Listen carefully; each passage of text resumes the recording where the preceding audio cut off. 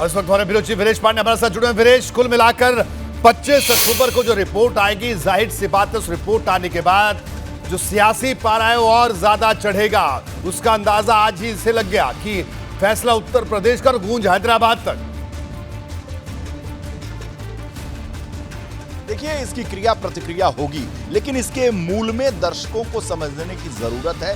जरूरत यह है कि पूरे देश में आईबी की, इंटेलिजेंस ब्यूरो की और एलआईयूज उत्तर प्रदेश की जो रिपोर्ट सरकार तक पहुंची है, उसमें बहुत ही चौंकाने वाले तथ्य और फैक्ट्स सबके सामने आए हैं। सरकार के सामने आए, केंद्रीय गृह मंत्रालय के सामने आया है और उत्तर प्रदेश के मुख्यमंत्री के सामने आया है। और वो तथ्य ये है जिसकी आवाज, जिसकी गूंज आप असम में सुन रहे होंगे कि असम के मुख्यमंत्री ने इसी सोमवार यानी 29 अगस्त को कहा है कि मदरसा जो है आतंक की फैक्ट्री हो गई है। बहुत सारे मदरसों पर उन्होंने बुलडोजर चलवा दिया। 27 दिन के अंदर 3 बुलडोजर मदरसों पर चल चुके हैं। तो जो इंटेलिजेंस की रिपोर्ट है रोहित जी, उसमें महत्वपूर्ण बात यह है कि उत्तर प्रदेश हो, पश्चिम बंगाल हो, उत्तराखंड हो, जो भी सीमावर्ती जिले हैं वहां पर मदरसों की बाढ़ आ गई है और गैर मान्यता प्राप्त मदरसों की बाढ़ आई है। ऐसे में इनकी फंडिंग कहां से हो रही है, पैसे कहां से आ रहे हैं, उसमें क्या कारगुजारियां हो रही हैं,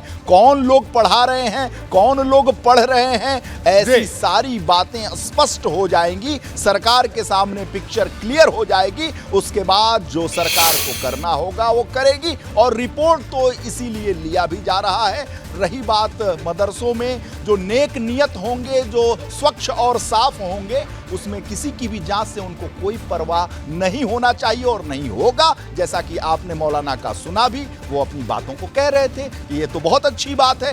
दर्द उसी को होगा जिसके मन में कहीं दाल में कहीं कुछ न कुछ काला हो। बिल्कुल। वीरेश, एक आखिरी सवाल आपसे कि कुल मिलाकर इस पर जो राजनीति है उसकी शुरुआत ओवैसी ने कर दी, लेकिन अभी उत्तर प्रदेश में क्योंकि 25 अक्टूबर को जब रिपोर्ट आएगी तो उस पर सियासत भी खूब होने वाली है।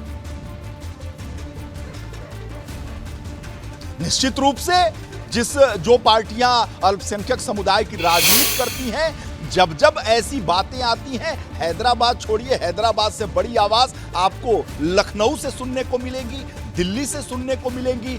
जो पार्टियां अल्पसंख्यक तुष्टीकरण की राजनीति करती हैं, वो बिना भेदभाव के वो बातें करेंगी और क्रिया प्रतिक्रिया ऐसी होगी कि पूरा देश देखेगा, इंटरनेशनल खबरें बनेंगी। भारतीय जनता पार्टी को अपना डिफेंड करना पड़ेगा, सरकार को डिफेंड करना पड़ेगा। और जो विपक्ष के लोग हैं, जैसा आपने ओवैसी का सुना, ओवैसी की छोड़िए, उत्तर प्रदेश में समाजवादी पार्टी हो, कांग्रेस हो, बहुजन समाज पार्टी हो, कहां बैठने वाली हैं, कहां चुप रहने वाली हैं। जिसे वोट चाहिए अल्पसंख्यक समुदाय का, वो तो बिना कुछ नीर छीर विवेक के बुरी तरीके से प्रतिक्रिया व्यक्त करेगा और हल्ला करता रहेगा, बिना तर्क के साथ करता रहेगा। ये बताइए, किसी भी शिक्षण संस्था में, चाहे वो हिंदू शिक्षण संस्था हो, मुस्लिम शिक्षण संस्था हो, क्रिश्चियनिटी की हो, कोई हो, जो अगर पाक साफ अगर चीजें हैं तो जांच से, सर्वे से क्या बिगड़ जाएगा, क्या बन जाएगा। बिल्कुल सही आपने कहा कोई चीज बिगड़ना होगा कि जो लोग नियम कायदों में काम कर रहे हैं उसी को डर होगा,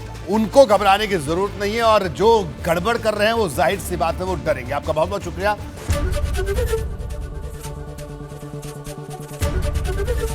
एबीपी गंगा, खबर आपकी, जुबान आपकी।